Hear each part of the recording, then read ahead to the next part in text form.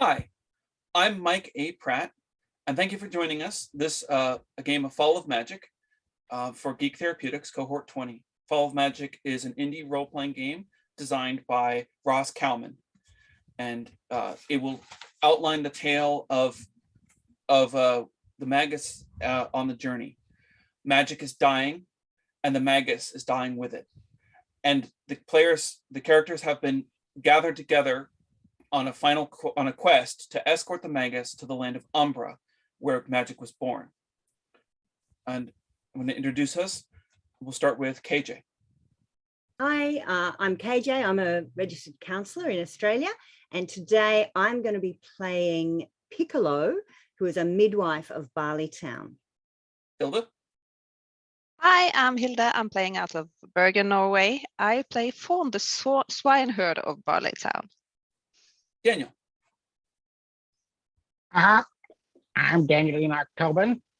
I'm making the voice in a second. I'm a licensed mental counselor associate, Seattle and Bellingham, Washington.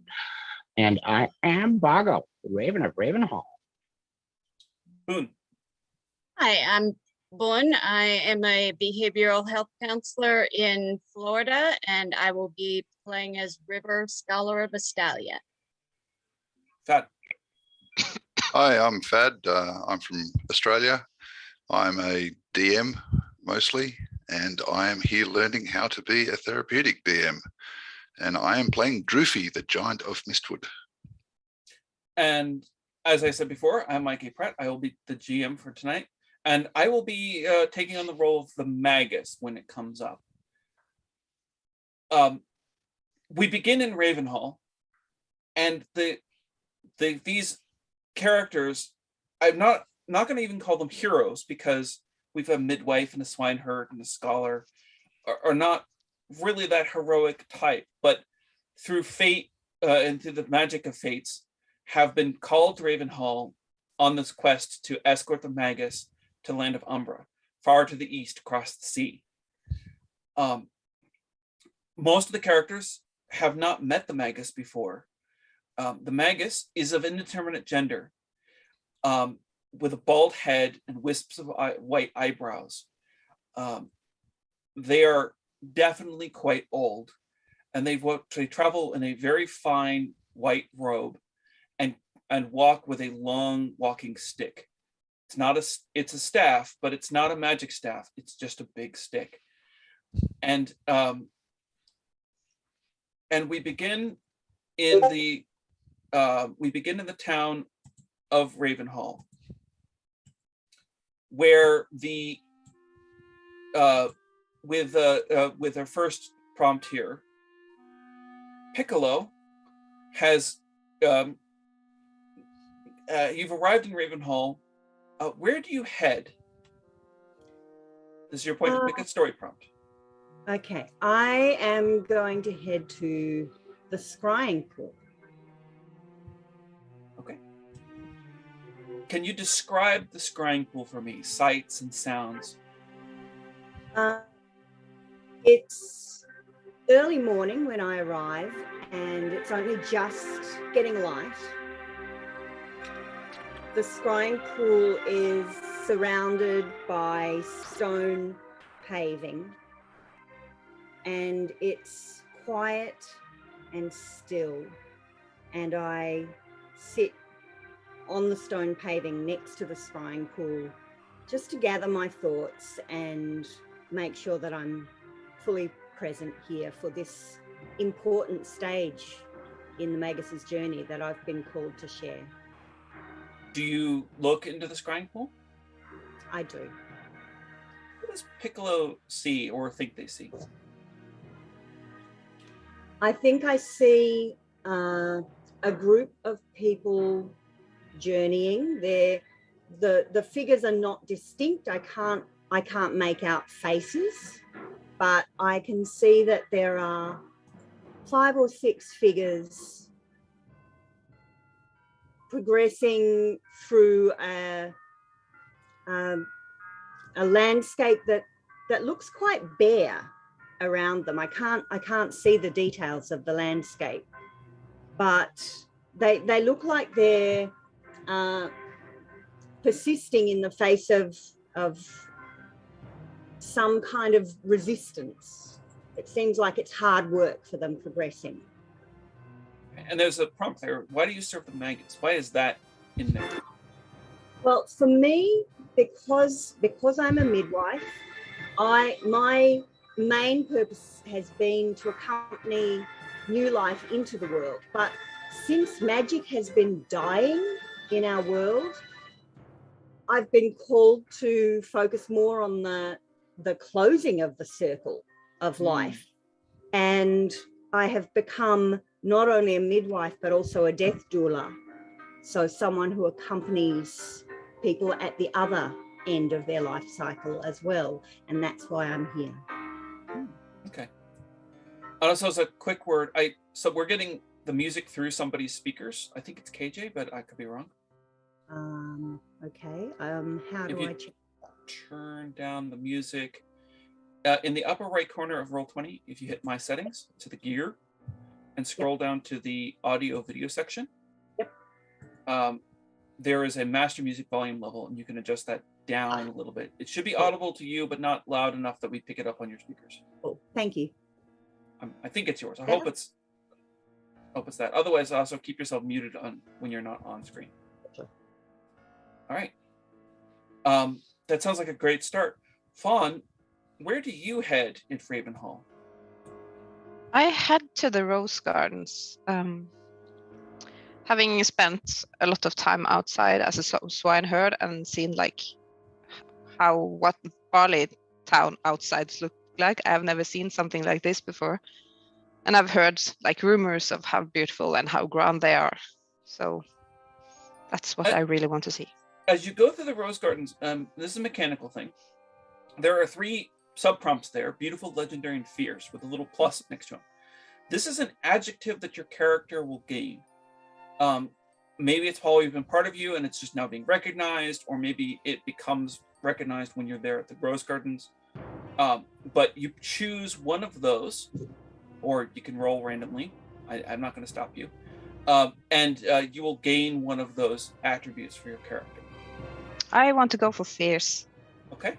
How does Fawn, Swineherd of Barley Town, become the fierce Swineherd of Barley Town? Well, I look at the flowers and I see how they grow, and I see their sort of strong stems and the thorns sort of poking out, and I see how they kind of claw their way up through the ground, and I feel like they're at the same time beautiful, but also sort of fighters. And I feel sort of a connection to them, and yeah. All right, and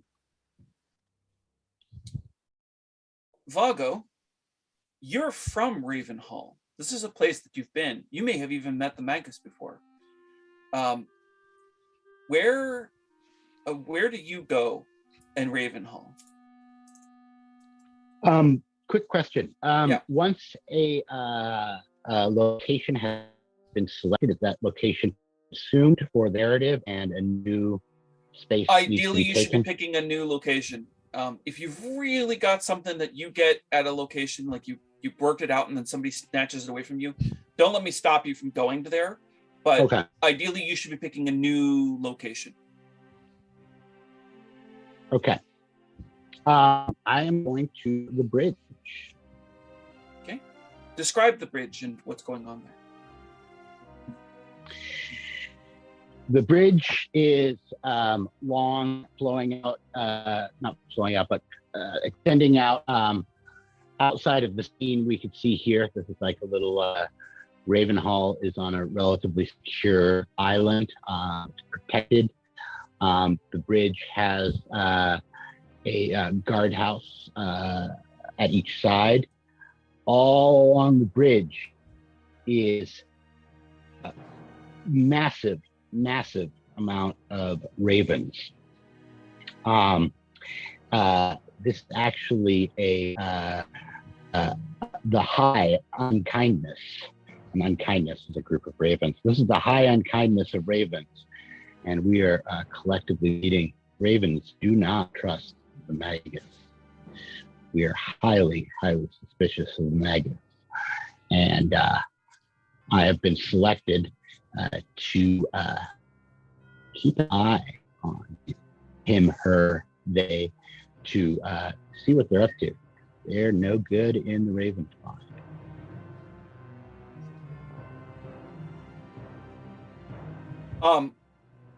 After resting at Raven Hall and meeting with the Magus, the group sets out. They travel down the road into the Oak Hills, where it is become you can see that the landscape has turned. It is definitely the end of summer, the beginning of autumn, and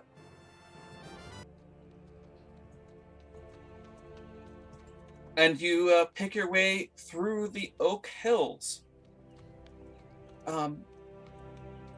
River, what activity do you do while in the Oak Hills? Well, since it is dawn, I am just starting my morning ritual, which begins with meditation. And I follow that up with some journaling and some reading of some of the history books of magic, because it's dying in the area. Not a lot of people have gotten to see it firsthand. So a lot of it is passed down in stories, and that is kind of my focus of study. Does looking out, would you expect to see any of the other characters up at this hour of the morning? In the distance, I can see the bridge. And so I see the gathering of the ravens. I think it's a little bit odd to see so many of them.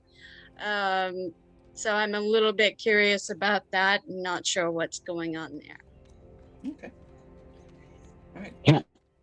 Can I say something? Yeah, go ahead. Real quick. I thought we described something and then you prompt us with the prompt, but I could have added that in myself. So when I look at my face in the river, I wonder if the ravens are not to be trusted, if the masters of Ravenhall are not to be trusted, if the Magus is not to be trusted, or if I myself am not to be trusted when I look at my face in the river. Sorry, I was waiting for that. I'm going to let you do your prompt there. I'm helping along by doing the sub prompt there, and also by reaching out to. I might be bringing more people together by providing my own prompts. But I thought that you had metaphorically covered the prompt, which is why I was moved on. There we go. Okay, I'm just trying to figure out the mechanics of how it's. No, done. It's very mechanic light. So you follow along, describe the scene, and then bring the prompt in to that scene there. Okay.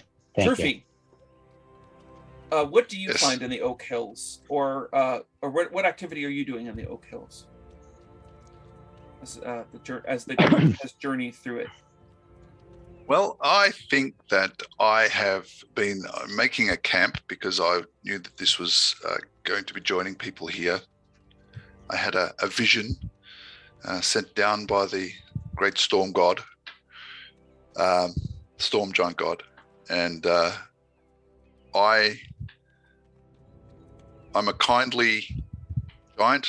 I love nature, and I'm sitting there making my camp when River obviously walks down the road of Oak Hill, and I look up and through the trees, and she doesn't see me at first because I'm sitting down amongst the trees, but I stand up and I go, "Hello, stranger. I am Droofy." And as I stand up, you then notice that I'm 17 feet tall. This giant who comes from Mistwood. I live just outside Mistwood in one of the large caves there. And I've been chosen to come along on this journey. And I've been making camp waiting for everybody to arrive. So I will point out, River, you've been brought into the scene. If you have dialogue or want to add anything, go ahead. And if somebody needs to, this is not just a solo, you're telling your own individual stories, but you are traveling together, right? This camp is made. The Fawn and Piccolo and Vago and the Magus are going to be getting together at this camp probably by mid-afternoon. So if River has anything they want to add. Okay, so I think at this point I'm a little bit frightened. Seeing this giant coming from out of nowhere, but I'm, going to approach him peacefully. So I would say, hello, what are you doing? I am waiting for you, my friend. Come sit at the fire. We wait for others to arrive. Do you know how many others might be joining us? I will know when I know. I will be happy to sit and wait with you then. Very good. Have a drink. And he hands over this huge tankard of thing, which you'd like to grab in two hands to hold.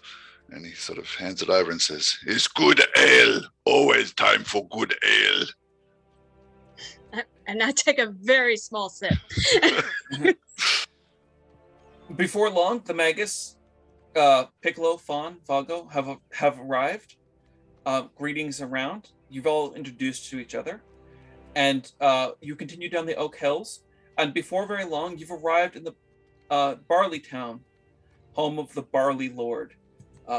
And a large farming community, as you might imagine.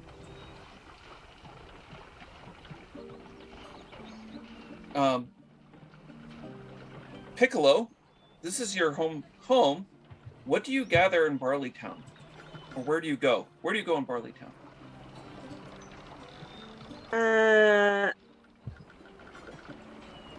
Sorry, I'm just scrolling down so I can actually see that. Okay, so because this is my home and because I am the midwife of this town, I actually know pretty much everybody here. In fact, I brought most of them into the world. So everywhere we go, people greet us gladly and kindly. So first of all, I think we're going to head to Matilda's farm. Okay. You want to describe Matilda's farm? Matilda's farm, the land around here is not particularly fertile, so it's farming around here is not an easy thing. The farmers don't have an easy life. Her family have worked very hard to make this farm productive enough for them to grow food, to be able to sell at market, to be able to make a living. But because they've put so much of their blood, sweat and tears into the land has repaid them with generosity.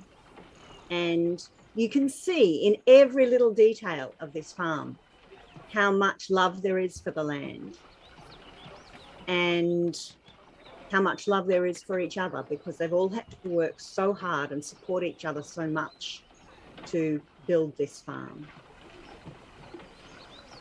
And what does Matilda think that you need for your journey? As she's has a lot of love and kindness, and what do you get? What does she think you need? She has a lot of produce from her farm that she has dried so that it's lightweight to carry. So it's dehydrated vegetables, basically, that she gives us to take on our journey, because we're going to need our strength. We're going to need to be able to focus on supporting the Magus as we accompany them to Umbra. So we're not going to be having time to gather food and hunt or anything like that. So she thinks that we need these dehydrated vegetables to take with us. Okay. Fawn, where do you head in your hometown of Barleytown?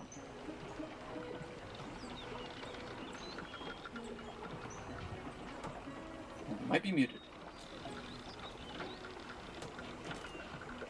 I was muted.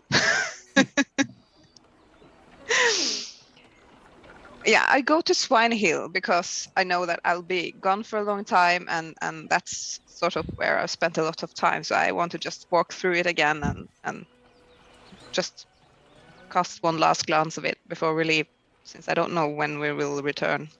What is it about Swine Hill that draws you there? It's sort of this.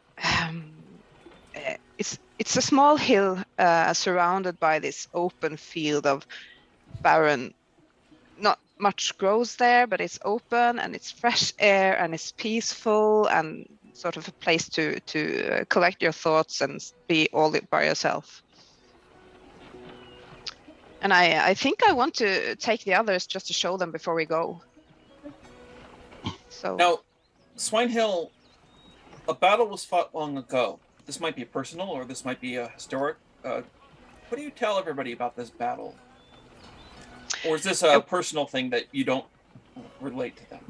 No, it was a long time ago, and it's sort of a children's story that we're told and retold and probably changes every day, just tad. So I tell them about this great battle, and I can't really name where the armies were coming from and what they were fighting for, but it was glorious, and this was the place where the final battle was, our little town. Inspiring. Vago, you've got some time. Where do you head in Barleytown? I hear the clinking and clanging of commerce, and so I head to the farmer's market. Okay. You want to describe the farmer's market? It is quite busy right now. There is a good deal of trade and people exchanging lots of money. Augos, eyes, black eyes get totally wide. So much shiny. Of course, being a raven, he doesn't need quite that much to pack up for a journey. So he goes around stealing coins from people, not having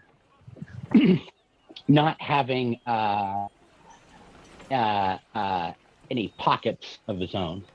He stashes these in one of the other characters or the Magus's backpack coin purse when he finds it. While we're in town, the sheriff, it's noticeable that we have come through town. We're an interesting mix, giant, a raven and talking raven, no less. And people notice that the money's gone, and sheriff of Barleytown, when we set off, he figured out that he thinks it's us who is taking the money, and he is in pursuit or tracking us. Much shiny. So good. Dunk, dunk. That's the sound of if you hear that again, that's the sound of the beak hitting something hard. All right.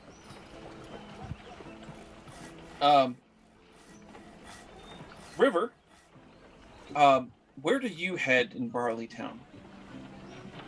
I go to visit Oak Island. It's an undeveloped island, mostly almost like a wildlife preserve. so that they keep it undeveloped to allow the animals to have a natural habitat. But visitors are allowed and welcome.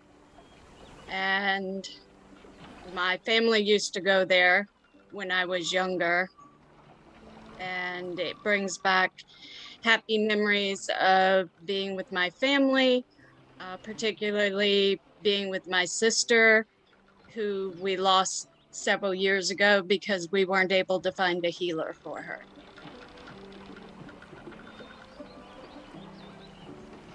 So all too soon, you need to press on from Barley Town. Vago has a bit of a insistence to go a little bit quicker. And as you go down the road, you find yourselves at a bit of a crossroads. The land of Umbra is far to the east across the sea. And in front of you, there are two paths which you can take. You can go through the Mistwood, home of the Grey Rangers, or you can pass through the Stormguard Mountains and the domain of the Storm Queen. As a group, you should discuss about which way you want to go. I think we go through Mistwood. It's beautiful. I live there. No many creatures. We be safe. I mean, that sounds like a good idea if you know the place. I haven't been to any of them. Don't really know any of them. So if you can guide us through. When I looked into the scrying pool and I saw that group of people progressing against resistance, it seemed to me that perhaps it was misty and it didn't seem mountainous where they were traveling through. So I think perhaps you're right. I think that's the way we're meant to go.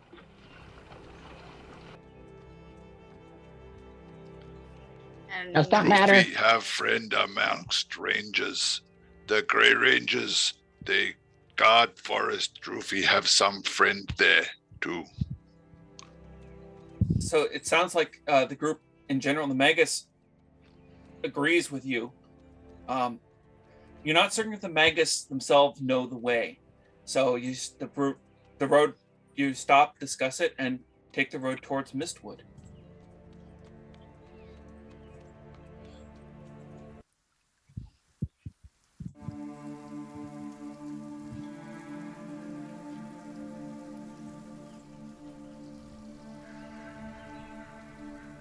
You've arrived in the Mistwood, and the road is not as fast as might have been promised. Droofy, what slows you down in Mistwood? Pick a prompt from one of the four that's there.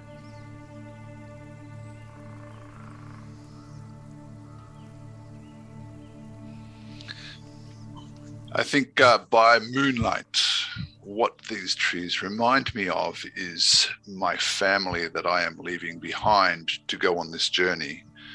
I have a wife and a couple of kids, and I've had to leave them.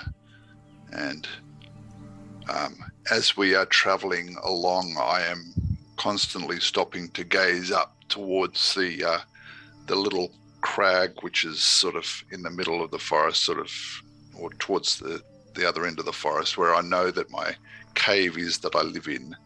And I am constantly stopping and gazing up and looking towards that crag and getting lost in my own thoughts, in fact, and just quietly contemplating what this journey is all about.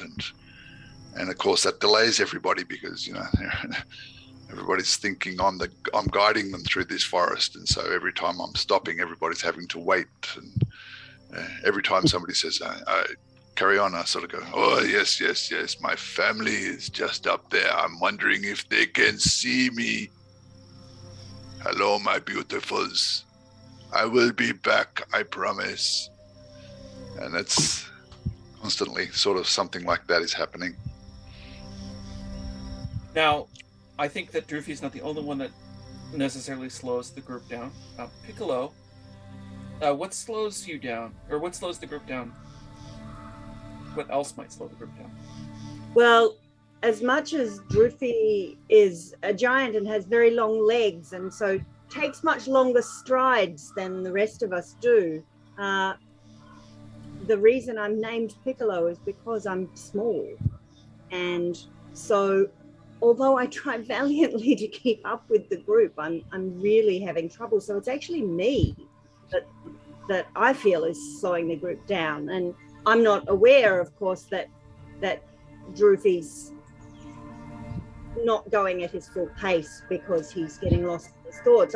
I think that he's being kind and waiting for me because he realizes that my little legs are going as hard as they can. So I'm actually the one slowing down the group, I think. Yeah. So typically you would pick up a prompt from one of the four, but if you want to go and pick the primary prompt, which is what it sounds like you did, that, who am I to say you can? I'm sorry. Okay, may I ask, what do you mean you kept the prompt from one of the four? So in Mistwood, there are 4 prompts. There's foraging, trail rangers, by moonlight, and camping. And I was prompting KJ to choose one of those prompts when I said what slows you down. And KJ described something that wasn't exactly a prompt, but was thematically appropriate. So I just went with it. And I marked off that you picked the zone as the prompt. I've done this, played this game several times, and that happens at least once per game that somebody picks the zone as the prompt. So. Okay. But moving through the Mistwood by the second evening, the group finds themselves quickly into the Hall of the Woods, where the Grey Rangers have prepared them a cabin in their hunting halls.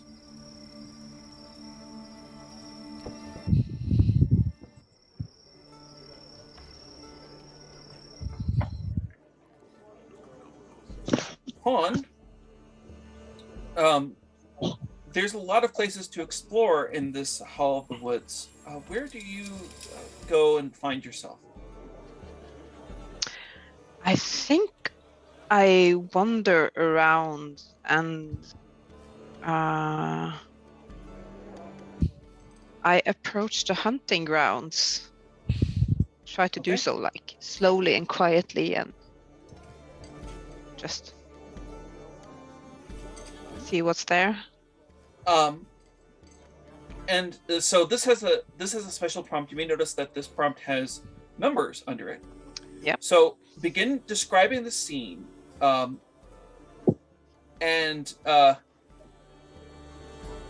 what happens there, and then as at a dramatically appropriate point in time, you will roll your 6-sided dice that everyone should have, and based upon the number that comes up, you'll pick the thing. So if you roll, if you roll a 6, you say the heart of the forest, and that becomes the prompt that you go with.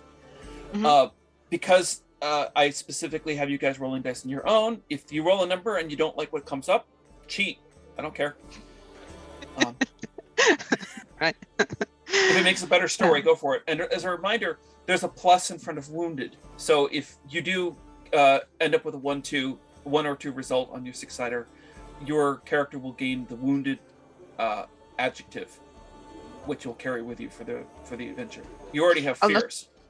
Yeah. I will not be wounded. I have the adjective to use at some point in the.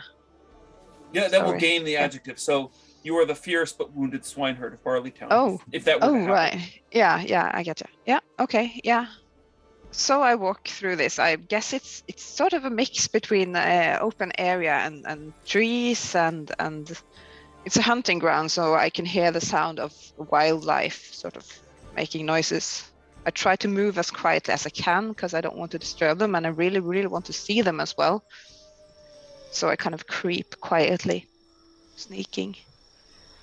I don't know if I am very quiet because I definitely haven't ever done this before. So,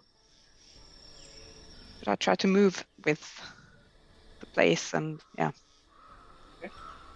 And then roll. Oh yeah. I got a 4. All right. So finish this out with tell us the life you take. The life I take.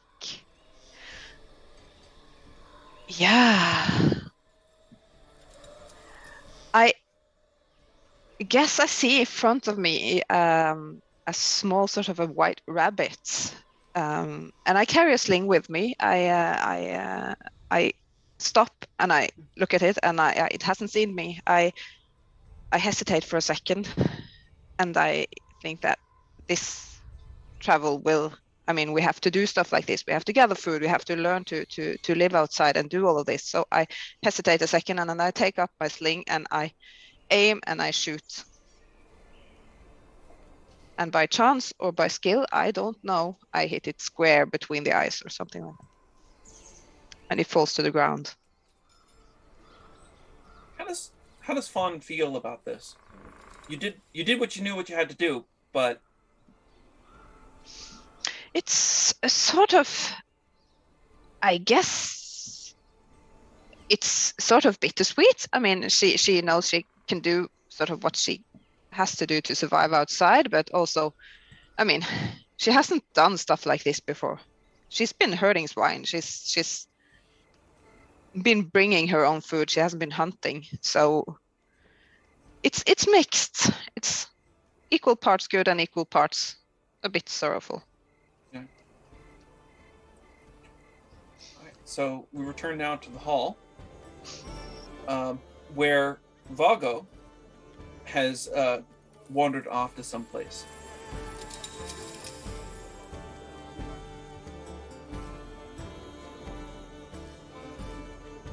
Daniel may be muted. Sorry, I was pondering. If you do get stuck, you can ask for help. This is cooperative too, just to let you know. But go ahead. No, I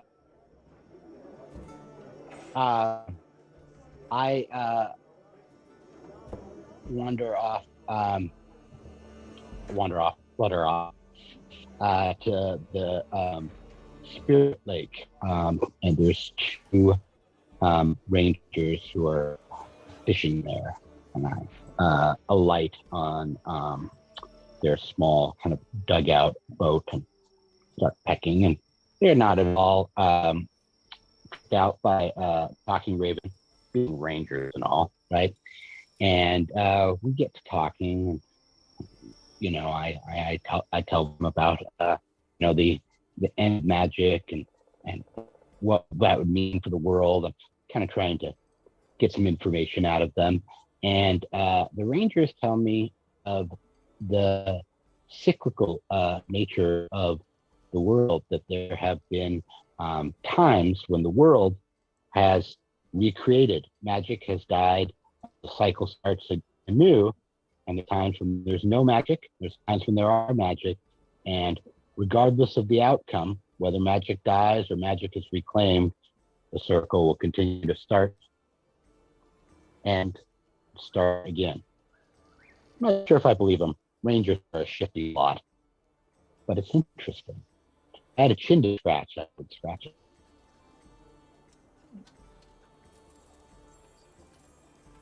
After a short rest in the Hall of Woods, and the coming of the dawn, the party sets out again, making their way down the mountain valley to the Spirit River.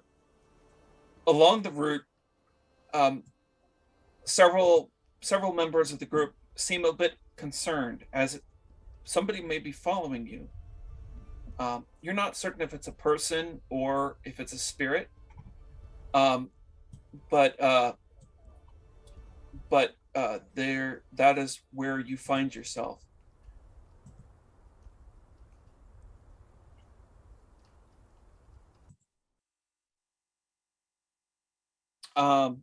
River,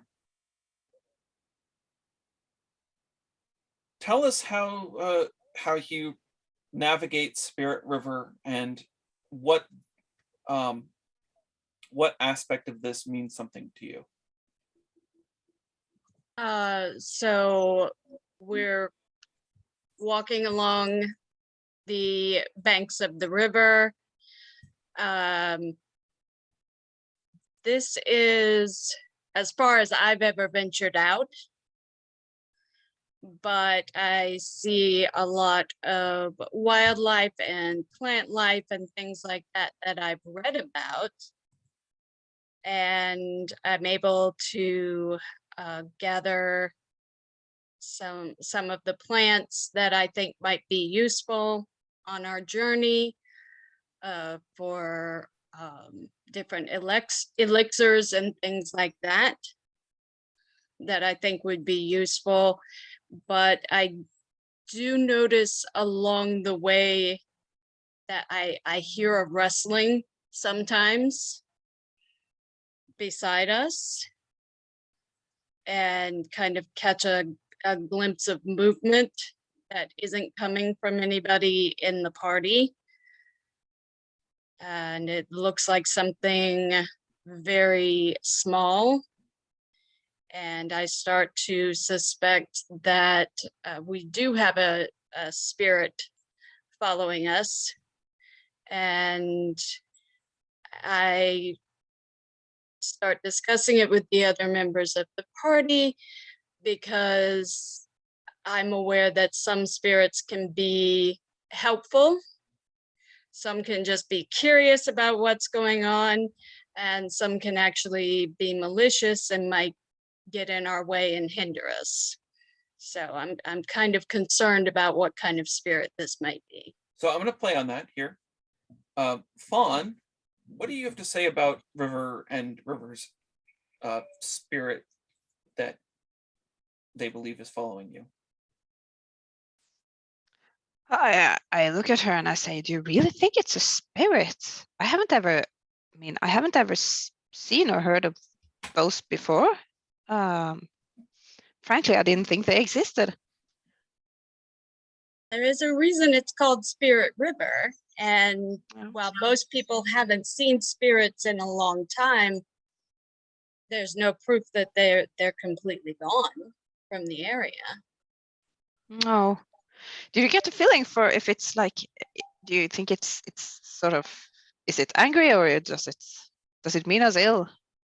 I don't feel any anger coming from it. I think it's probably more curious as to why we're out here walking along its river, and just wants to kind of keep an eye on us and make sure that we don't intend any harm to the area. I hide the rabbit a bit. No, we mean no harm to the area. All right. Durfee, what do you find at Spirit River? Or what activity or where do you go? Hearing all the talk of this hidden spirit, I'm thinking it's probably somewhere in the tall grass, and that's all around us near the banks of the river. So I'm sort of wandering around looking for this spirit, thinking that it might be in this grass. And as I'm wandering around, I come across this pile of this little cairn that's been built up. And I'm sort of going, whoa, maybe this is from the spirit. And I start pulling apart the cairn, and I notice that on the cairn there is an engraving, if you like, on one of the rocks, and it's got a name. And I pick it up and I look at it, and I can't read it because I'm a giant. I don't read. And I look and I say, "It's funny drawings. Maybe someone could read. Maybe someone tell me what this drawing mean. Perhaps we need to return something here." Looks like there's something's been disturbed here. Maybe the cairn sort of needs to be rebuilt up properly, and maybe that's why there's a spirit hanging around. And so I'll walk up to the group and say, "Who can tell what this is?"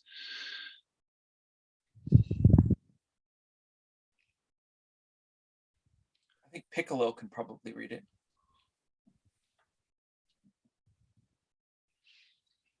I look at the engraving on the stone, and it's not in a written language that I'm familiar with, and yet strangely I do seem to get a sense of the meaning of it, and this puzzles me because as I'm thinking, no, I don't know this language, at the same time the meaning is, it's almost as though I'm absorbing it through my skin as I'm touching the engraved characters. And the sense I'm getting is that this spirit does not want to be bound to this place by having a cairn erected there at all. What it wants is to be free to flow with the spirit river to the ocean, because that's the natural way of the cycle of birth, life, death. We rejoin the vastness of all that is, and trying to hold on to things when it's time for them to go is the source of grief often. So this spirit wants to be allowed to go with the river. It's good. Maybe I throw rock in river. It flow with rocks down river to sea. I think so, Droofy.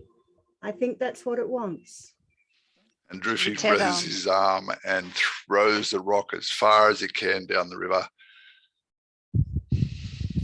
Goodbye, spirit. Have safe journey.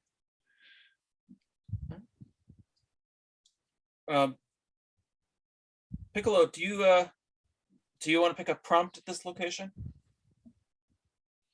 I do feel some regret. I've been, because of what we've just been talking about, I've been thinking about perhaps all of the times that I've found it difficult to let go, when I've been bringing a new life into the world and it hasn't survived for very long. And I've seen the grief of people who are about to become parents, and suddenly that was snatched away from them, and that life never had a chance to blossom. Those are times that I have found it very difficult to let go and to let that spirit flow with the river into the ocean. And it seems very different for me when a full life has been lived. It's easier for me to accompany that spirit across the threshold. But as I'm sitting here in the starlight reflecting on that, I can feel the regret of not being able to help those new lives to have their time in this realm. I can feel that regret beginning to soften, and it feels like a weight is lifted from my shoulders. All right. So the group has come to another crossroads. There's two paths in front of you. But I think it is a really appropriate time to take a brief break, maybe 2 minutes. And when we come back, we'll talk about which way we'll go next.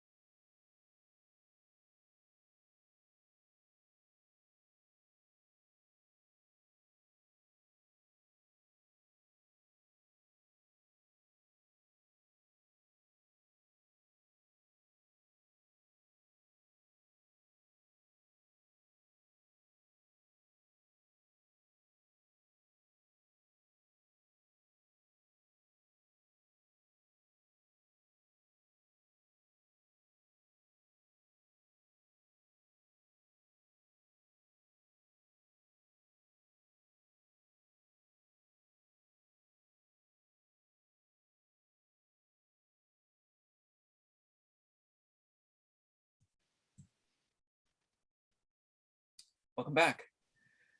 So the road that you're on, following along the side of the Spirit River, is comes to a signpost, and you have two choices in front of you.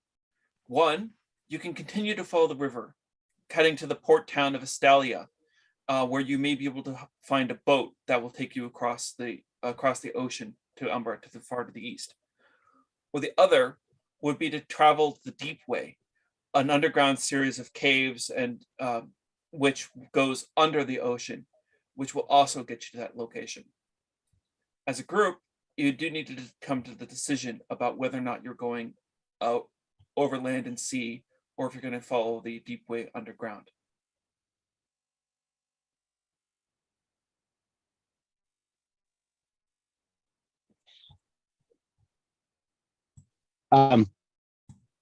Vago, his feathers are very fluff, looking a little bit nervous. He looks a little bit like he's looking back and forth. Says, "Choice does not matter. Choice does not matter.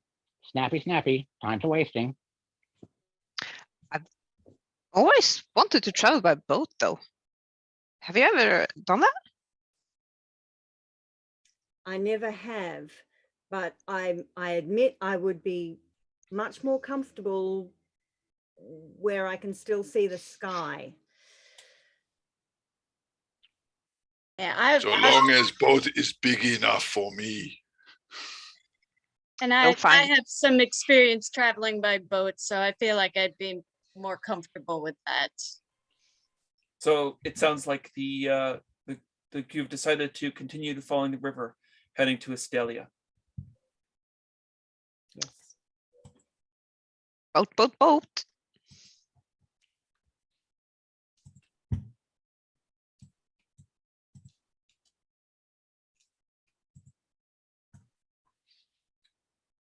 The road following the river takes you to Estalia, and the large port city by the sea. There is a lot happening here, and before long, the party gets a little bit separated, wandering through the town. Fawn, where do you find yourself?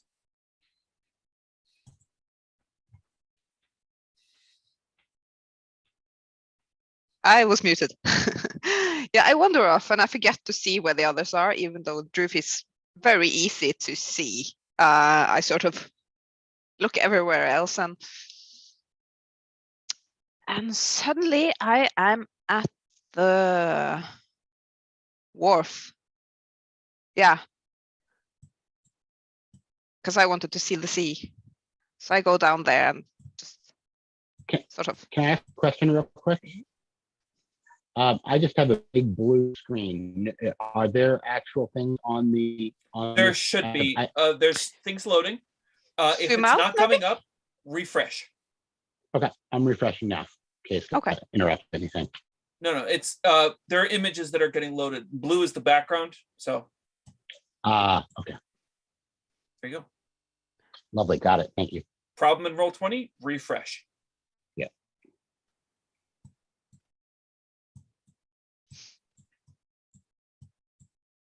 Anyway, continue on. So you Yeah. head down to the wharf. And I assume English not being my native language, a wharf, that's like where all the boats are, right? Correct. Sort of a big building, right? Yeah. You describe it to us. You tell us what it is. Okay, yeah. So I'm walking around along sort of the where all the big boats are. And I'm kind of just walking around looking at them going, ooh, they are big. I didn't know they could get this big. And sort of try not going into this, probably being shouted at a lot because I am not paying attention to where I'm going. So I'm always in the way of something and sort of making people stumble, and they go like, hey, get out of my way, you land person. And then I notice that the others are gone. And I realize that I'm in a place I don't know at all, and I can't see any of the others. And I'm like, uh-oh. I hope they come here. at some point. And this is the description of the first time you saw the sea? Yeah, I think it's sort of a bit overwhelming. There's a lot of people and there's big boats, and then I see the sea stretching out in front of me, sort of big and endless. And I think I don't quite want to take it in because it's too big. I didn't think it would be that big. Sort of, I know people said we couldn't see the other side of it, but I kind of didn't believe that. So maybe we should have gone underground. I don't know. The choices you make, they have consequences. Damn it. All right. Vago, where do you land in Nostalgia?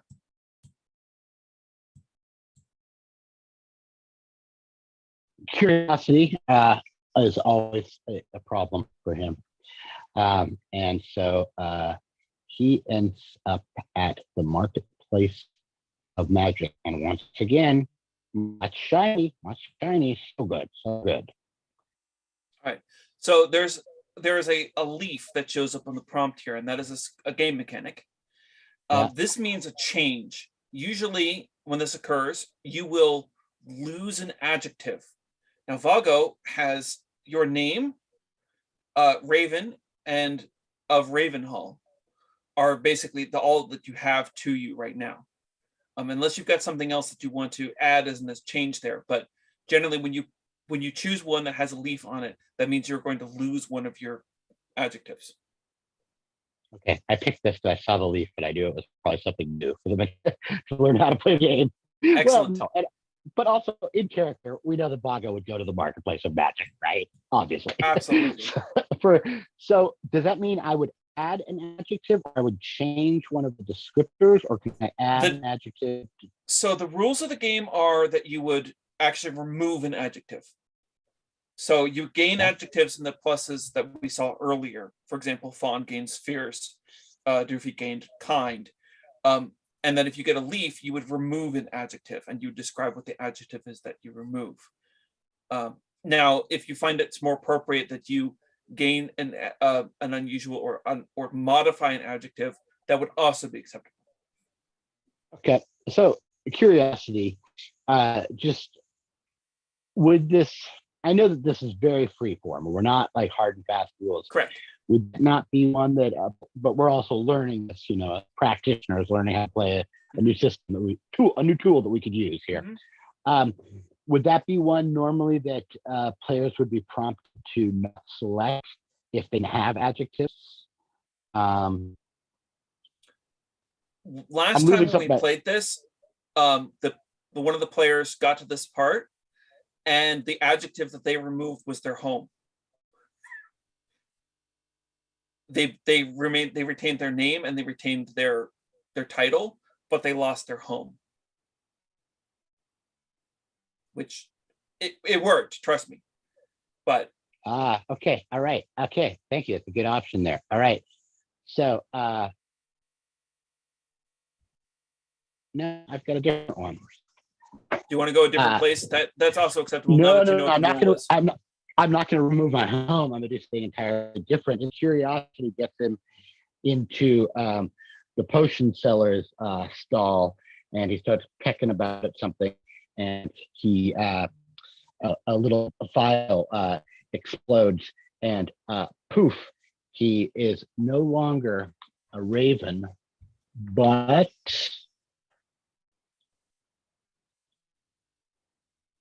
crow. That would mean if anybody at home found out,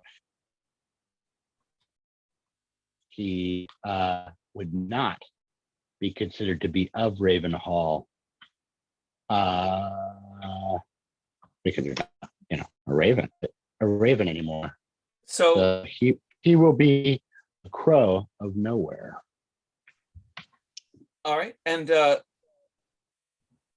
how does a strange price fit into this? That's the other part of the prompt. And describe the marketplace of magic now with your new crow eyes.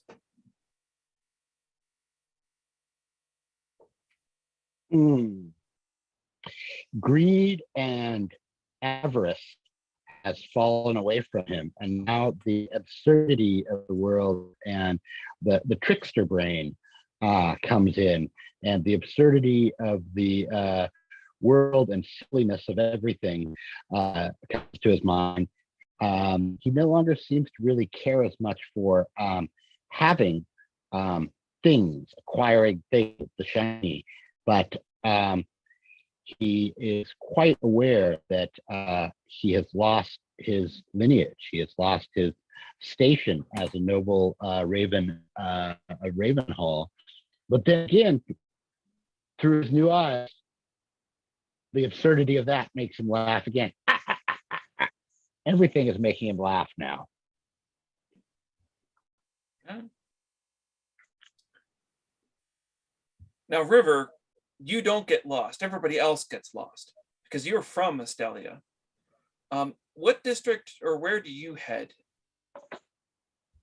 So I look around and notice pretty quickly that everyone seems to have wandered off, but I kind of keep in mind that we are here for a reason. So I decide to go to Nazad Station. Okay. Because I think that there, might be a way that I can help us find a ship. And I actually end up running into an old family friend, Megara, and we start talking. We kind of catch up a little bit. And as it turns out, Megara has a very large ship that is already chartered, and she says that there may be room for the entire group if we don't mind doing some tours on the ship over the course of the journey. This ship being the Sea Wing. The what? The Sea Wing. Sea Wing. Okay, so I make this deal with her, and I I find out that the ship will be setting off in an hour. So I'm happy that that's kind of settled, but now I'm a little bit panicked because I have no idea where the rest of the group has wandered off to. And I have an hour to go and round everybody up and get them to the wharf. So the first place that I head off is the wharf, and fortuitously I do meet up with Fawn. So together we go around, and I kind of figure that the marketplace is going to be someplace that strangers to the town might be attracted to. So we head there. We pick up Vago. Drufy's not hard to miss. Yeah, so we find him pretty quickly, and we run into Piccolo on our way back to the wharf. And you've also seemed to have lost the Magus, but with minutes to spare, the Magus comes strolling up, leaning on their cane. Step, click, step, click, step, click. Just minutes before the Sea Wing is about to take off. And before long, you find yourself aboard the Sea Wing under Captain Negra, Grandmother Black, also known as Grandmother Black.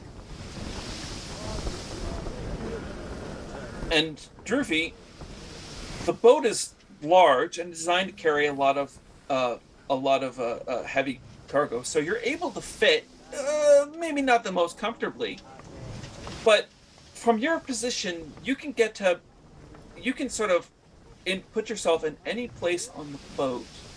Where do you go, or where do you focus your attention?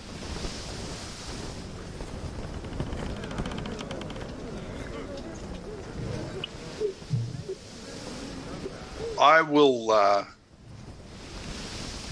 because I'm so tall, I'm obviously attracted to the crow's nest because,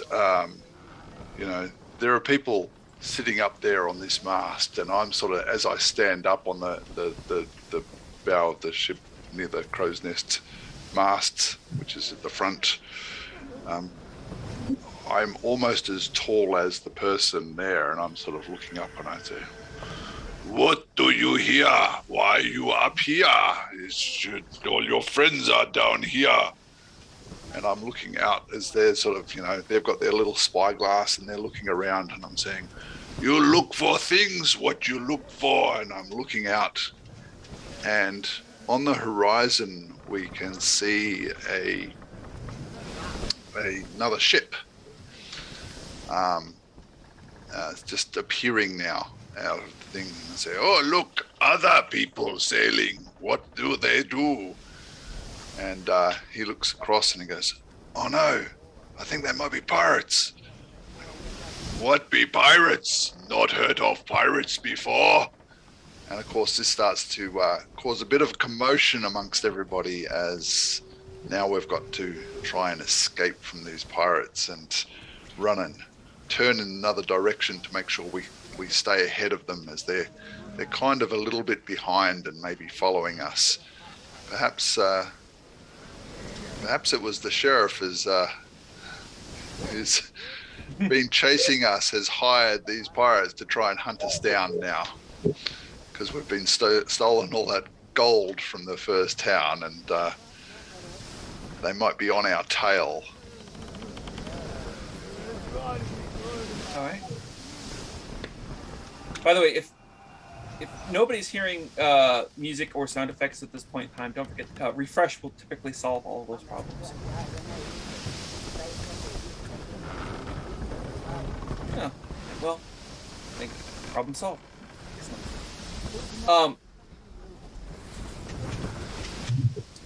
So, Piccolo, where do you find yourself aboard the boat? Things are exciting now. You seem to be tailed by another ship who is trying to close the distance. But you might be a little bit underfoot, perhaps. Where do you head? Well, I just refreshed Roll20 as suggested, and now I can't actually see the game. But but I remember that one of the options was the galley, and I have headed into the galley. I figure there are other people who know a lot more about how to steer the ship so that it's, so that we avoid running into any trouble with this other ship that's appeared on the horizon. So I'm going to stay out of the way and trust Grandmother Black to handle all of that. But I am wanting to go down there and give the dehydrated vegetables to the people in the galley, because although we've been getting lots of fish, there haven't been very many vegetables in with that, and I'm a little bit concerned that our the prompt for the galley is, what have we been eating? Yeah. So we've been eating a lot of fish and a lot of grain, because it's relatively easy to store dry grain, but there hasn't been a lot of fresh produce, so I'm handing over those vegetables.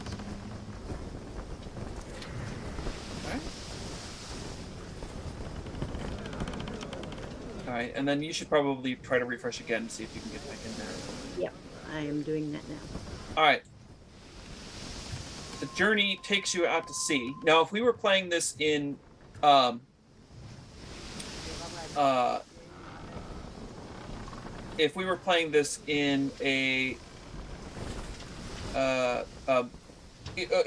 person, you would actually be cards that we would draw randomly for these islands, but I have pre-drawn them.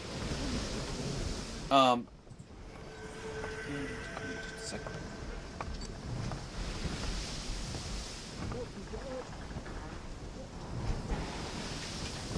The journey takes you east across the ocean, and before long, an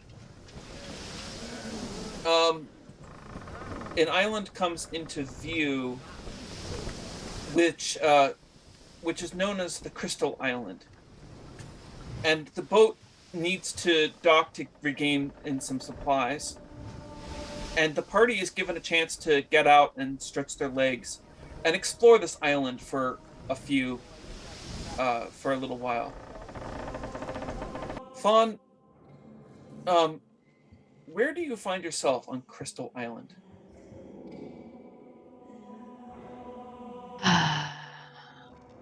I want to trek to the Singing Mountain. I'm always out to see the sort of the nature in the new places, it seems. Can I bring the others with me? Absolutely. Yeah, because I want to do that. I heard talk of it on the boat. The Singing Mountain. It's sort of a big mountain, and for some reason there's sort of a big hole bored through it. Nobody really knows. It's circular shaped. It doesn't look natural, and when the constant wind moves through there, it makes this sound that sounds like sort of a hum or a whistle, and it's supposed to be a thing to see. So I'm like, come on, bring the Magus, because we don't want to lose him again. I'm sure we shouldn't have lost him. We're supposed to not lose him. So, Drufy, you look after the Magus so we don't lose him. Just I hold keep him. my eye on him. Yeah. Put my finger down on top of his head. Go, he right here.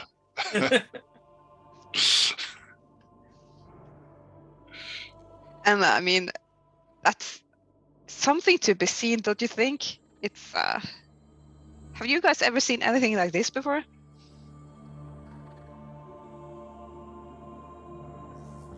It is like the music of their home. The wind whistle through, make sounds that everybody remind of home and be happy. That's it's really cool.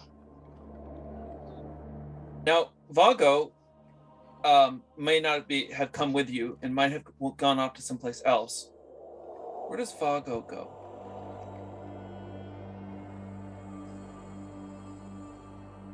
Daniel may be muted. Sorry. Cave of Dark Colors. Okay.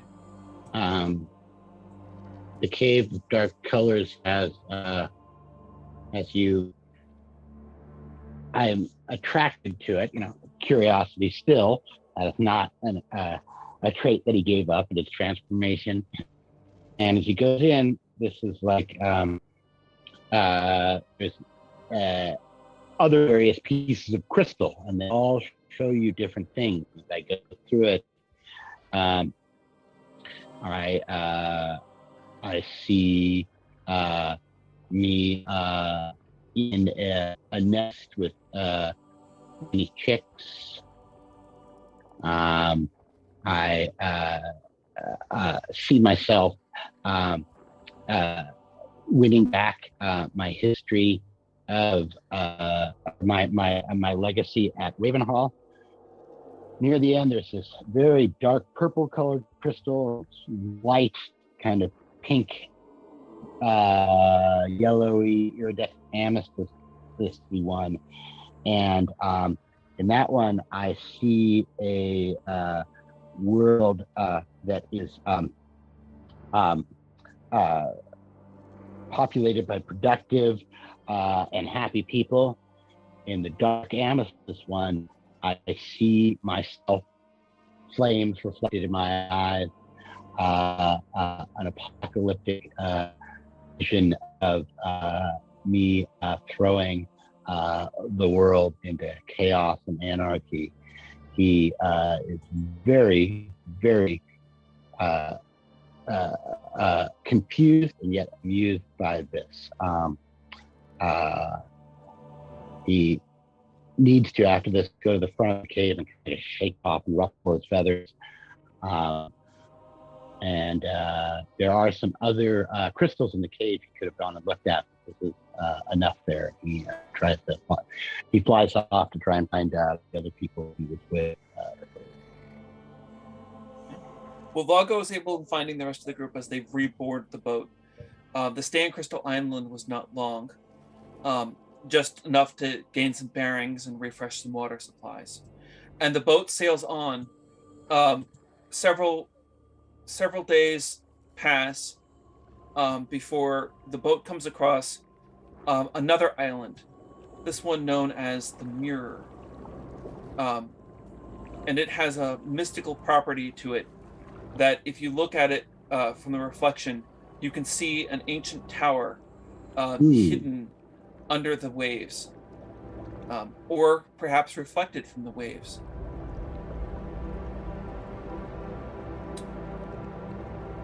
River?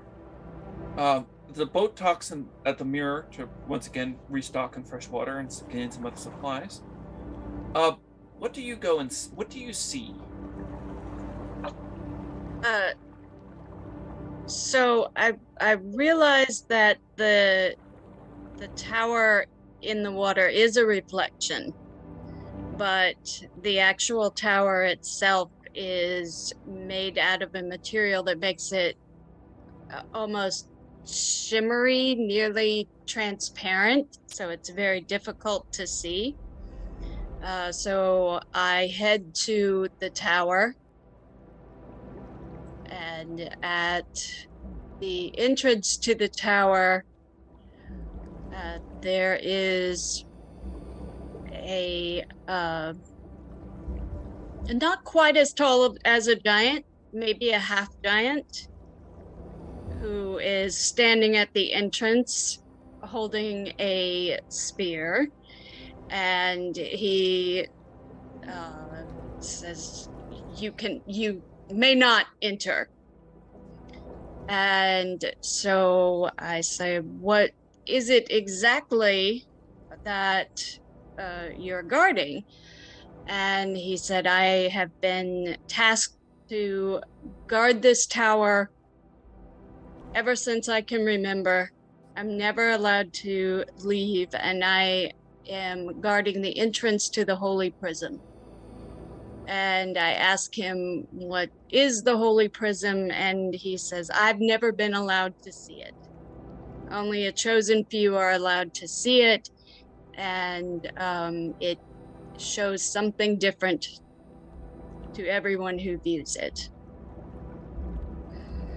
And I ask him what it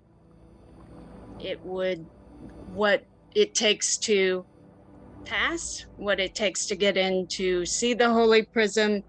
And he says that there is a test to see if you are pure of heart and if your intentions are benevolent.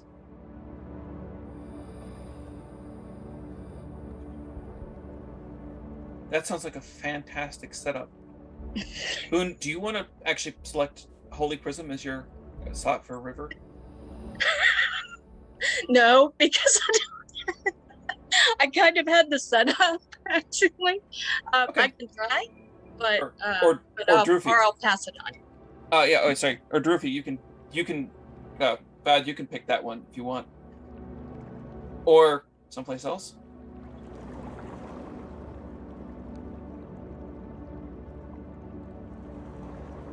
Fad, where do you go, or where do you see it? Yeah, the Mirror?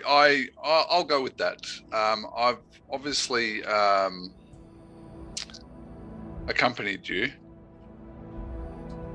and I'm listening to this guard speaking, and it says, perhaps we can see what is in there. We are pure. We here to accompany Magus, and I put my finger down on his head, who I've dragged along with me. Actually, let me do a quick interrupt here, and say that the Magus has gathered you all because you're traveling together here, and says, I can vouch for these travelers. They are all of pure of heart and soul, and should should move forth into the tower to view the holy prism. And actually, what I want is, I want to hear what each person sees in the holy prism. What comes into view? We'll start with Droofy, and then we'll go through each person, and then we'll have Droofy pick first in the next area. Fair enough. Droofy is the kind giant of Mistwood, so he will view the prism, and what he sees is the beauty of the nature, everything around him, all the animals, and giants are normally shunned from the world because they're so big and they sort of, take up so much room, and they keep, treading on things and breaking things accidentally because they're just, big clumsy oafs sort of thing.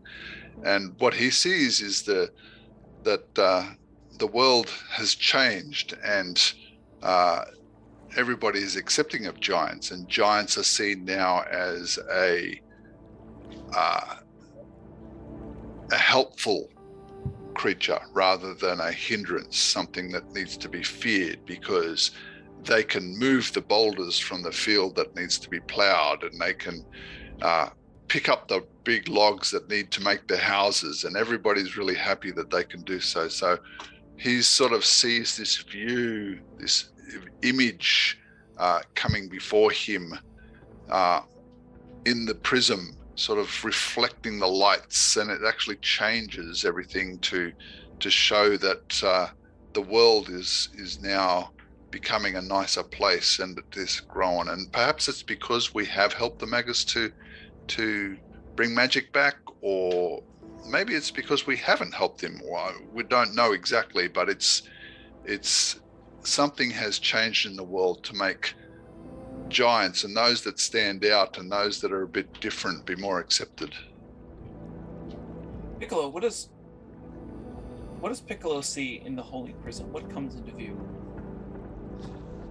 As I gaze into the prism, it splits the light into that spectrum as prisms do. That's what they're designed for.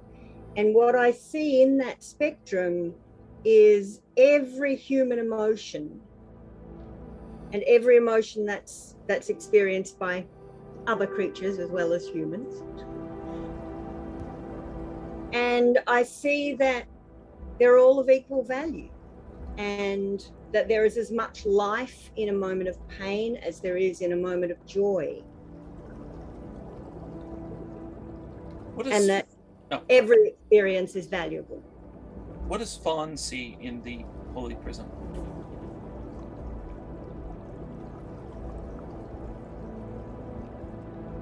Won't you unmute yourself? Sorry. At first, Fawn doesn't see anything, and I stand there and I go, "So, what's supposed to happen here?" And then suddenly I see these thorn bushes growing up, and I remember the rose gardens where I realized I was Fawn the Fierce, and they grow up in front of me, and I see me pushing through them, sort of without any weapons, just barehanded, and then I sort of see myself look over my shoulder, and I see the others there, sort of waiting and coming after me and helping me. And I don't quite understand what the bushes represent, but I know that they are some hindrance, and we'll get through them.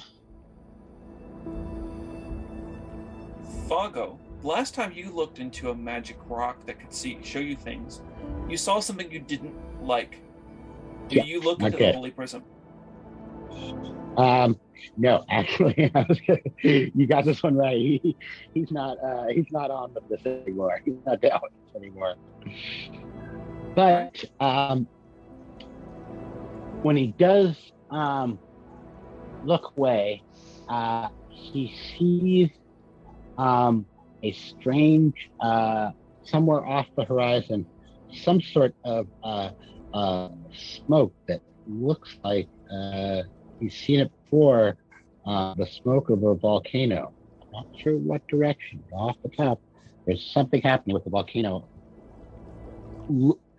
Having recently erupted, or is starting to want to erupt. Interesting. River, what does River see in the Holy Prism?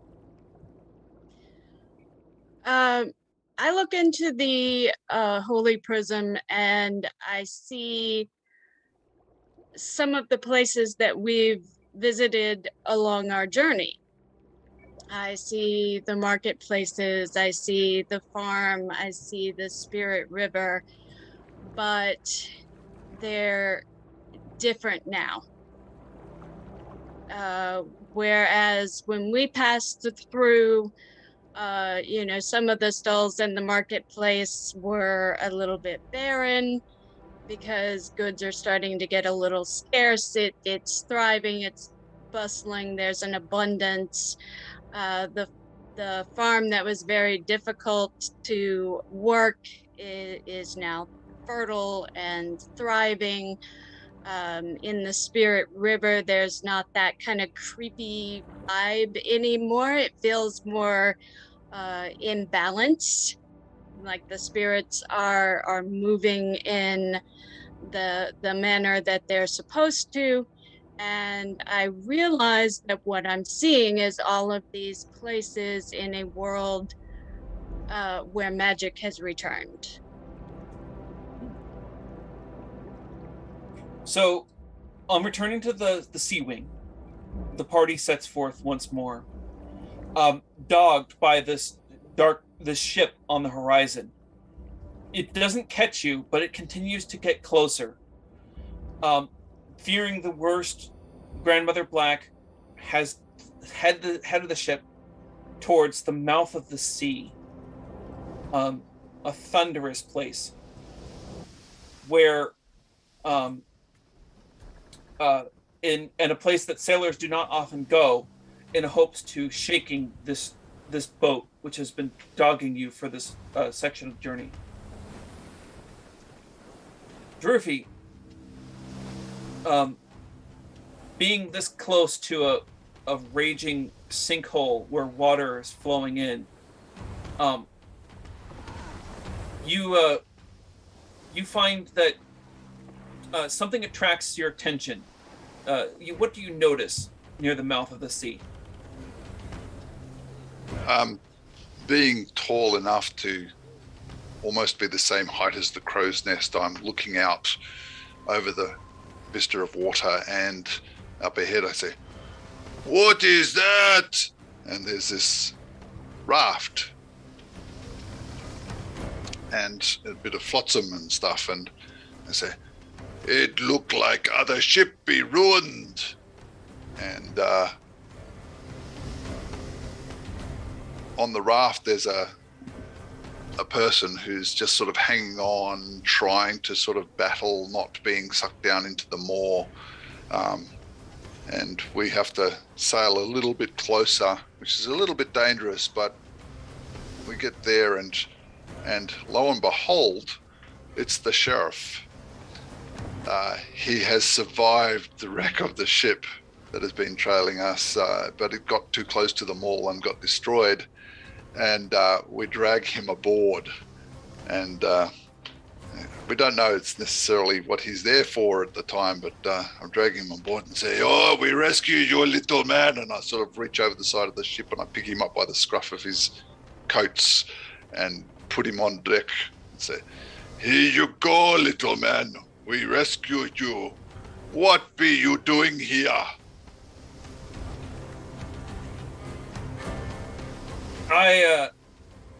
I've been following a band of thieves and brigands across the land, and lost. My ship went down, and I held on to this raft.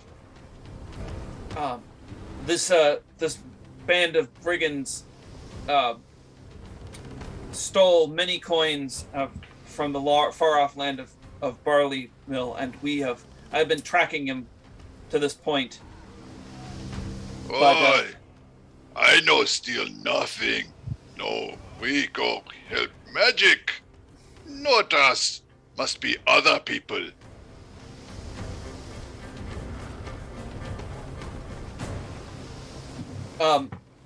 Vago, you're around during this exchange. Do you say anything, interject, or do you quietly sneak away? Let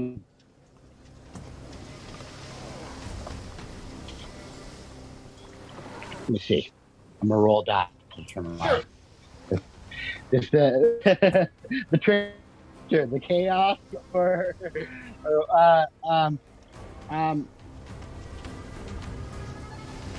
Fargo's gonna fade into the background before I kind of let us remember, just for the narrative, that it was a raven that stole the coins, and it's now a crow. I honestly didn't plan it that way, but I mean, I've looked at them online; they look pretty darn similar. Crows are but he's fading into smaller. the background. Wasn't me, it was the other guy. Yeah. Okay. Yeah. So as the sea wing gets closer to the mouth, Piccolo notices something. Piccolo, pick a prompt. So, because of the background noise, this thunderous sound that is coming from the mouth of the sea, it's actually very difficult for us to hear one another clearly. And so, although I've been trying to have a conversation with some of the other members of the party about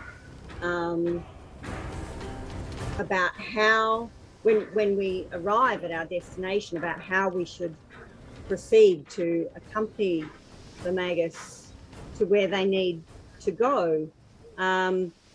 There's been a bit of confusion because what I thought I heard, and I don't know what it was that River actually said, but what I thought she said was that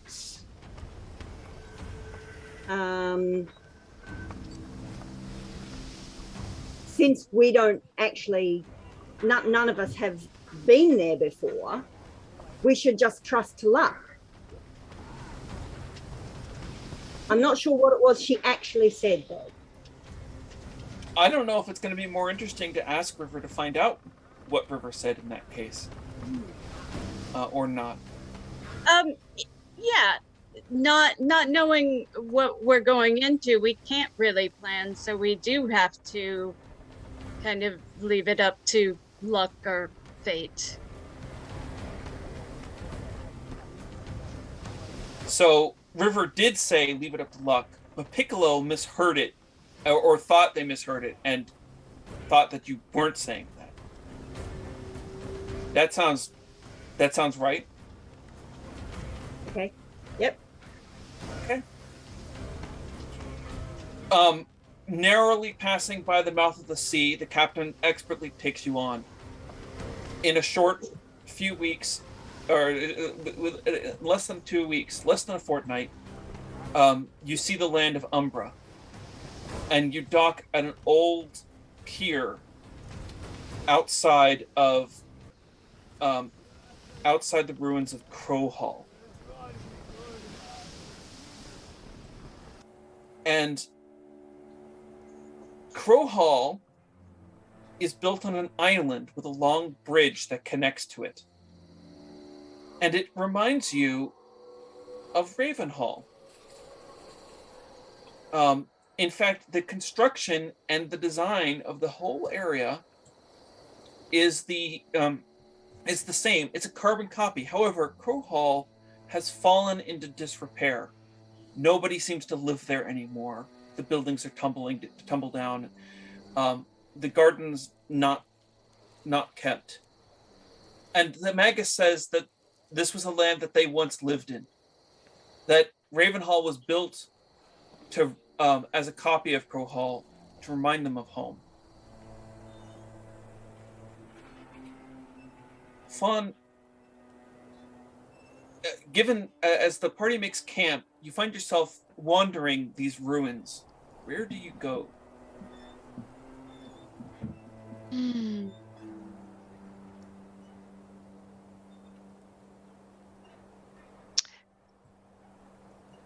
I think I would want to go to the scrying pool.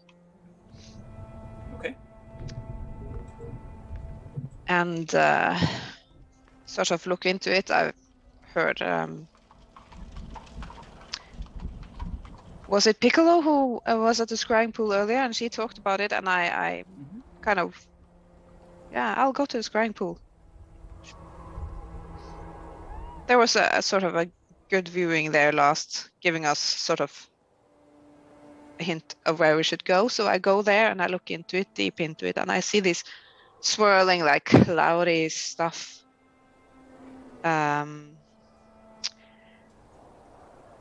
Obscuring it for a while, and then they break apart, and I see home, Barley Town.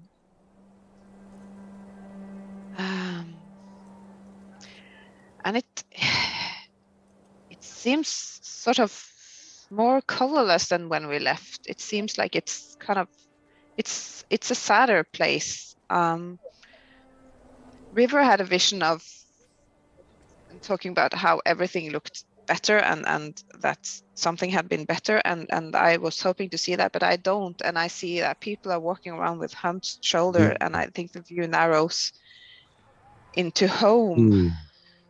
And they're not doing well. They sort of, I see someone has passed. I don't know who. I can't see them clearly. They're lying on sort of a table, and people are standing around, looking very sad, and clearly mourning someone.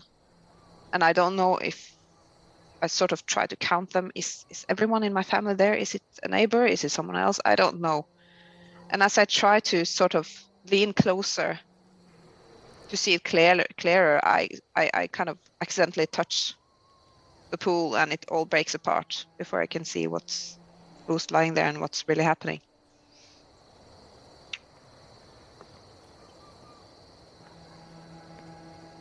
Vago,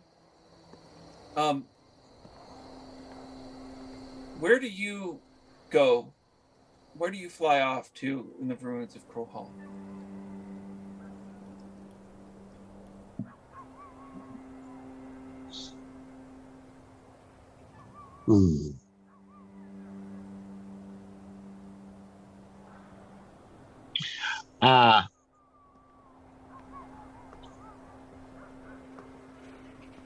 The glow is a new location. Is that The correct? glow is the next location. Is actually the final location, by the way. Oh, I'm gonna go to the Sculpted Gardens. I gotta go for. I go to the Sculpture Gardens. Vago's just like, this isn't good, right? I mean, he comes from Ravenhall. He turns into a crow. Ravenhall is nice. Crow Hall is horrible. I went through a transformation. This place, not good. Not good. Bad mojo. And you will gain one of those adjectives. Can I roll? Is that right? You, if you want, or you can pick.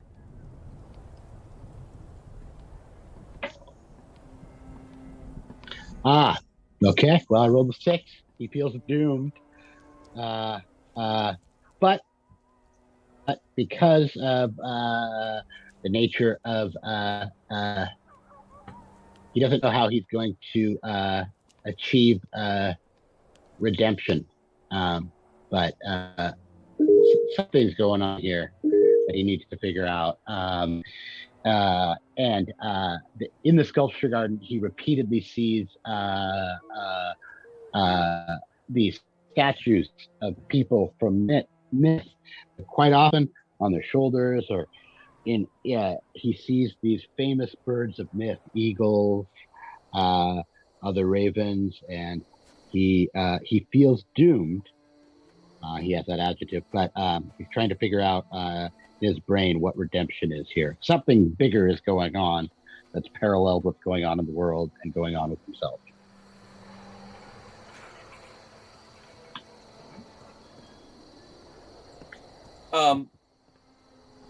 After a somber rest at Fro Hall, the party heads out towards the glow. It's a wild village, a wild valley, and in the distance you can see the glow. Reminds you of the morning of a sunrise or perhaps a sunset over the hills. And music is not playing for me, so I am refreshing. You guys might need to refresh as well.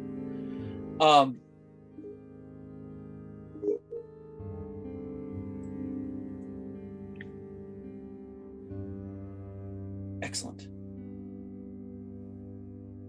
And as you climb up the mountain, River reflects on the journey. What does River pick a prompt, please? So as I'm looking at the glow and kind of feeling the aura of the glow, I am reminded of the last time that I personally saw real magic done. And my mother had fallen ill when I was a child, and we had taken a journey to get her to a healer, and the family was able to stay in the room and watch the ritual that ended up saving her life. And during the ritual, I remember seeing this glow coming from the healer's hands, and being near the glow now, I can feel it's the same energy, it's the same power. Now this is there is a change that's going to happen here. Do you feel that after all you've been through that scholar is still appropriate for you?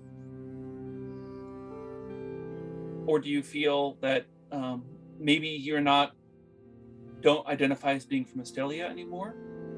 Or perhaps your name doesn't apply? I feel like a bit more of an adventurer. I feel like I've actually started to experience some of the things that I've only read about previously. So I would switch to adventurer. Durfee, take us home.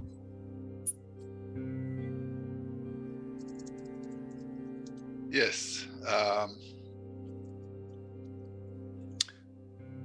As we approach the glow and it's lighting up, and because I'm so tall, and obviously I see everything first, so we sort of can see this glow and it's lighting up my face. It's really glowing on me, and it's almost like there's a calling to me coming from the glow. And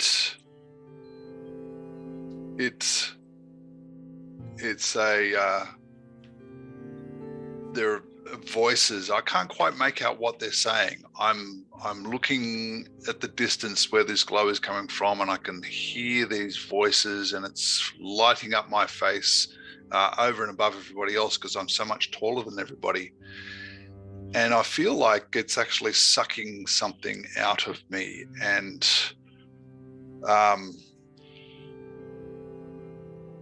I start to shrink. I am no longer a giant, an actual giant. I become, it's like the magic is sucking my essence out of me. and this glow is causing me to shrink down and I become normal size. I'm still a droofy, I guess. And I just go, what is happening? I am smaller now. I see the world is taking back what it needs from me. I am no longer a big giant, but I am a giant in my heart anyway. And that's what happens to me. Okay. As you nearest the glow, the Magus travels along. They stumble several times and need to be picked up. And as you pick up the Magus, they're light, like a dry leaf, fragile. And you carry the Magus to the glow, who is coughing and hacking and unable to carry themselves. And in a last final moment, the Magus leans heavily on the staff, pushes you off, and draws the last of their strength in, and travels into the glow. There is a thunderclap, and the light of the glow fades out. And you know that your journey has come to an end.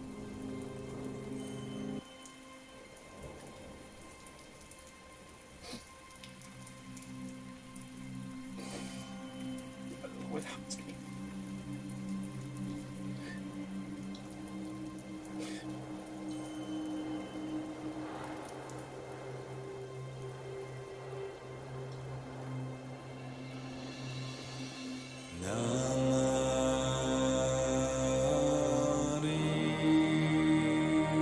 Thank you for playing Full of Magic.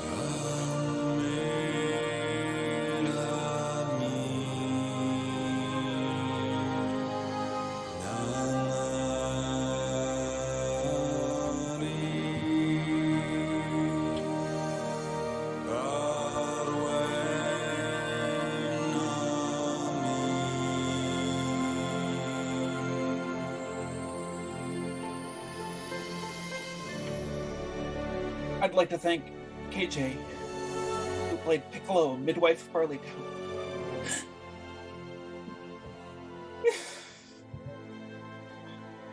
Actually, I need to take a break.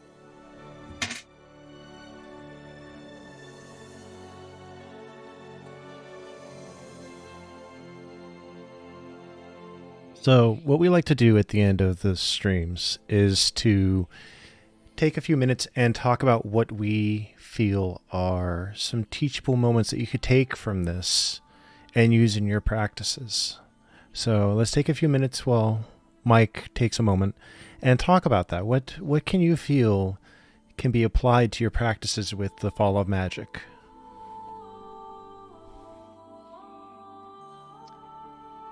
Wow, I think it's a very sort of versatile tool. I mean, the as we talked about in the break, the improv of it and how you sort of can make people step up and do something on the spot, use their imagination and dare to take the spotlight, which I know that would be difficult for a lot of people. And also how you can prompt the group to support each other in those moments. Yeah. I tell myself, don't cry on camera, don't cry on camera, don't cry on camera, and then it hits me in the feels when I cry on camera. You're perfectly fine. It's a very emotional game, and I love that you run it, because it truly is unique. Both times, this has been completely unique that this has been ran, and the tale is completely different. And as I said to the previous group, to me, someone mentioned a cyclical cycle of the world. Mm-hmm. And that's how I view Fall of Magic, is that once the Magus goes through, the world that your characters know will die. But the next world is ready. And what you saw with Crowhaven and the like was the remnants, the last vestiges of the previous world. That's how I view the story. I can see it as being a very useful tool in in getting those that are a little bit less able to speak out for themselves to speak out and have a say in what's going on, and actually give them a voice in a story, for a voice that they may not be able to have in real life. And this gives them the ability to change or to direct their own story in a way that could be very useful for real life. You need to make decisions, you need to speak out at times, and you need to make your own directions. And this story sort of is doing that. It's making your own directions, and you're coming to a finale. There are hardships along the way, there are things that happen along the way, but we can get to a point where we get to the glow and change happens. And that's a good way of sort of allowing people to have that voice in change. Yep. One thing I was trying to do before the feels got in the way was introduce each of the characters, only this time with their final titles. So we had Hilde playing Fawn, the fierce swine of Barleytown. Daniel playing Vago, the doomed crow. Boone playing River, the adventure of Estalia. And Fod playing Durfee, the kind one of Mistwood. Now, one other thing that this system has, and that this game specifically does, is at the end of a session to bring forth questions to ask each of the players to bring to light something that they shared, that they had.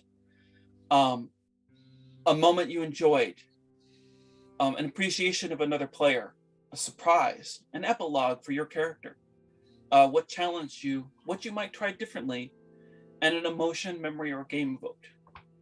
I mean, I'll go first.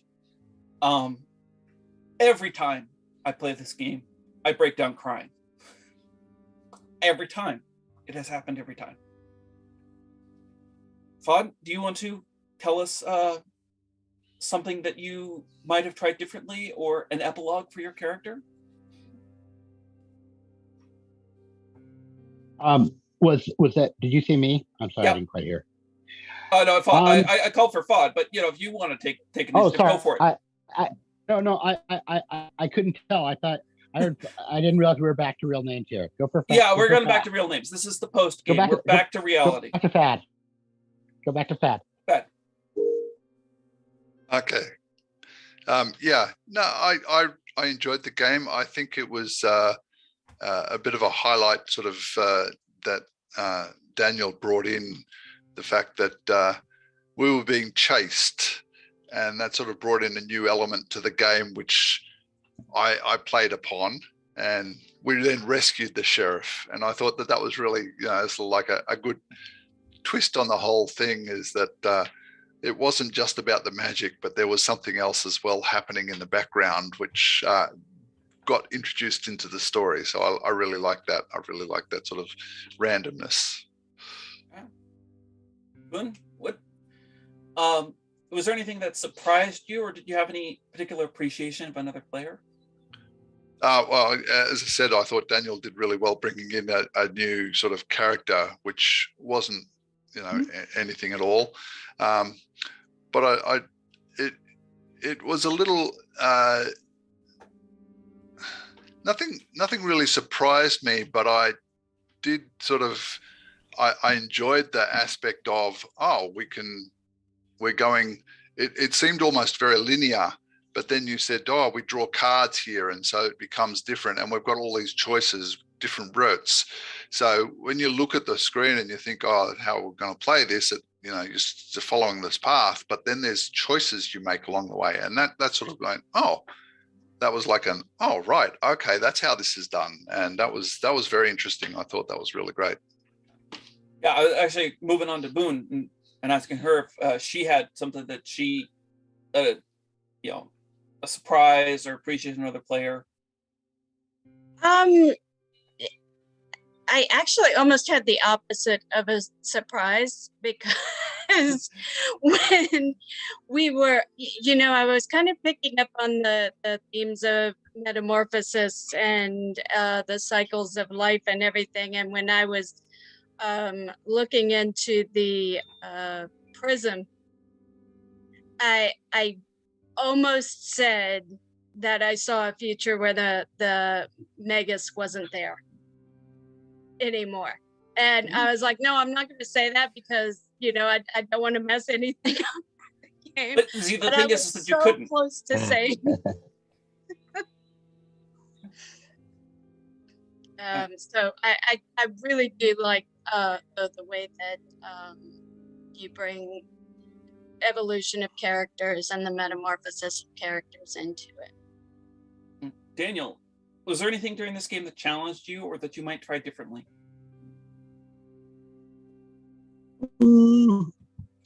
I wouldn't say challenge me or try differently. It's so because it's a storytelling game, you have this framework here that differently in my mind would come from the different choices people made and the different dynamics of exactly who's sitting at the table and who's running it, right? Just so high on replayability there. I don't think I would have done anything necessarily differently. And in fact, this is something that I would, you're running an adventure, you go in and you get a total party kill. You're like, oh, I know what I would try differently. This is the sort of game when I would think about trying differently, start it up and go and run it again, run the scenario again. You know what I mean? That would be my go on it. Can I add something in here? Yes. Before you came back, we were asked what we were some therapeutic applications here. A couple people got in. I just wanted to add, as I was pondering this, I think there's a lot of opportunity. I like the I practice dialectical and cognitive behavioral therapy among a couple of other medical approaches and modality, and I see some great places here for cognitive distortions, all or nothing thinking, catastrophizing, all those ones, right? And how that can play out here, and then also an integration of a dialectic here, through these, death, rebirth, magic, no magic. There's a lot of great opportunity meet for dialectical behavioral therapy lessons as well as cognitive behavioral therapy lessons and applications through the player's own action. All right. I think I want to get to a couple more questions here, and then we can wrap the stream up, and then we'll have a post game where we'll talk off stream about some of those things too. I'll give you my thoughts on them and tell a little bit more. But Hilda, was there a moment you enjoyed or some memory that the game might have evoked? There were actually quite a lot, and the thing that I'm sitting pondering on after the game is the general feel of it, and how sort of we all made this travel together, and everyone played into the group and created this kind of unique feeling. I really liked it, yeah. And the individual descriptions of the moments, which I think everyone did really well. And KJ, do you have an epilogue for your character or something that you might have tried differently? Actually, I do have an epilogue for my character. On this journey of opening up to change and being changed, after that conversation with River on the Sea Wing, Piccolo will always remember to trust the dark.